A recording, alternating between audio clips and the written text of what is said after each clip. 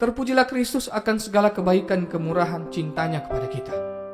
Kita boleh ada di hari ini, di pagi ini karena berkat tuntunannya. Sehat, kuat, bahkan mengawali akan segala aktivitas panjang hari ini. Marilah kita memuji dan menyenangkan Tuhan, karena sungguh lembut Tuhan Yesus memanggil kita. Apakah akan ada kesetiaan atau akan ada hidup sia-sia?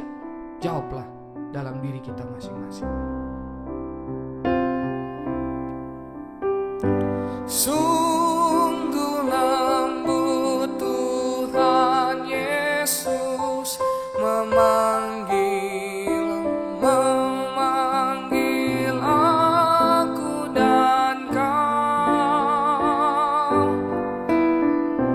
Lihatlah Dia prihatin menunggu kau yang lelah, marilah. Hai mari datanglah, kau yang lelah, mari datanglah. Sungguh lembut Tuhan Yesus memanggil kau yang sesat, marilah. Tak pernah terlambat waktu kita untuk berada bersama untuk mengagungkan nama Tuhan. Selagi masih hidup, mari lakukan semua untuk kemuliaan-Nya.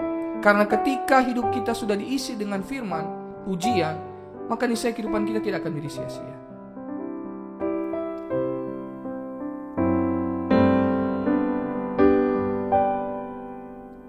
Sungguh lembut Tuhan Yesus memanggil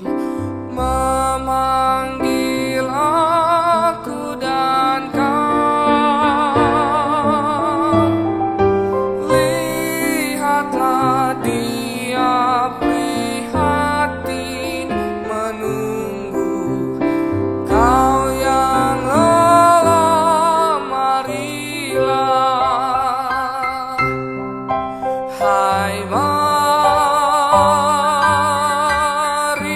datanglah, kau yang lelah, mari datanglah. Sungguh lembut Tuhan Yesus memanggil kau yang sesat, marilah. Marilah kita berdoa sebelum merenungkan firman Tuhan di hari ini. Tuhan, terima kasih, bersyukur kami untuk kesempatan membaca dan merenungkan firman-Mu. Tolong kami supaya mengerti dan melakukannya. Amin. Mari kita merenungkan Habakuk pasal 2, ayat yang ke-12 hingga ayatnya yang ke-17.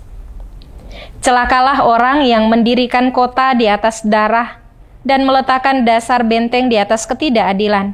Sesungguhnya bukankah dari Tuhan semesta alam asalnya, bahwa bangsa-bangsa bersusah-susah untuk api dan suku-suku bangsa berlelah untuk yang sia-sia? Sebab bumi akan penuh dengan pengetahuan tentang kemuliaan Tuhan, seperti air yang menutupi dasar laut. Celakalah orang yang memberi minum sesamanya manusia bercampur amarah, bahkan memabukkan dia untuk memandang auratnya. Telah engkau kenyangkan dirimu dengan kehinaan ganti kehormatan. Minumlah juga engkau dan terhuyung-huyunglah. Kepadamu akan beralih piala dari tangan kanan Tuhan, dan celah besar akan meliputi kemuliaan-Mu. Sebab kekerasan terhadap gunung Libanon akan menutupi engkau, dan pemusnahan binatang-binatang akan mengejutkan engkau, karena darah manusia yang tertumpah itu, dan karena kekerasan terhadap negeri, kota, dan seluruh penduduknya itu. Saudara, di era ini persaingan adalah hal yang nyata, fakta yang akan kita temukan dimanapun itu. Di semua bidang hidup selalu ada saja kompetisi. Ada orang yang harus merebut demi membuktikan eksistensi diri.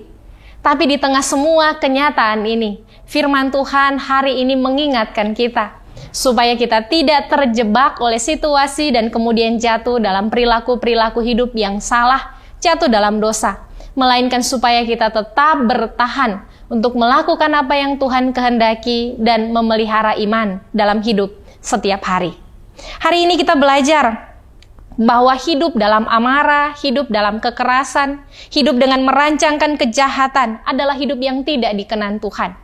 Sebab amarah, rancangan-rancangan jahat yang kita buat untuk menjatuhkan orang lain, bahkan kekerasan-kekerasan yang kita praktekkan, justru hanya akan mendorong kita melakukan banyak kerusakan dan jatuh dalam perbuatan dosa. Seorang pribadi yang hidup dengan amarah justru tidak bisa melihat kebaikan dalam diri orang lain. Orang yang mempraktekkan kekerasan, dia justru tidak akan menemukan kelembutan hati di tengah keadaan hidupnya. Apalagi orang yang merancangkan kejahatan bagi sesamanya, dia justru tidak akan pernah menemukan rasa bahagia, rasa syukur atas apa yang dia punyai. Bahkan orang tua yang menginginkan anaknya untuk menjadi baik dan berhasil, tetapi mendidiknya dengan kekerasan, mendidiknya dengan amarah, mendidiknya dengan bentakan, hanya akan menghasilkan pribadi yang keras, pribadi yang akan melakukan hal yang sama, penuh amarah dan keras, dan melakukan kekerasan dalam hidupnya. Kita tidak mungkin menghasilkan kebaikan jika kita menempuhnya dengan cara-cara yang salah. Seperti ungkapan yang mengatakan demikian, kalau kita menanam padi, kita mungkin akan menyaksikan ilalang tumbuh di sekitarnya. Tetapi saat kita menanam ilalang, kita tidak akan pernah melihat padi tumbuh bersamanya. Sebab itu saudara, buanglah yang jahat, buanglah amarah, jangan hidup dalam kekerasan, jangan hidup dalam dendam, jangan merancangkan kejahatan terhadap orang lain. Sebab justru hal-hal yang demikian akan menjatuhkan diri kita sendiri. Mari kita berdoa. Tuhan, tolonglah kami supaya di tengah berbagai kompetisi di hidup ini, kami tetap dapat melakukan apa yang patut, apa yang benar dalam pandangan Tuhan. Supaya kami selalu bersyukur atas setiap pemberian Tuhan dan bertanggung jawab atas setiap kepercayaan yang Tuhan beri. Amin.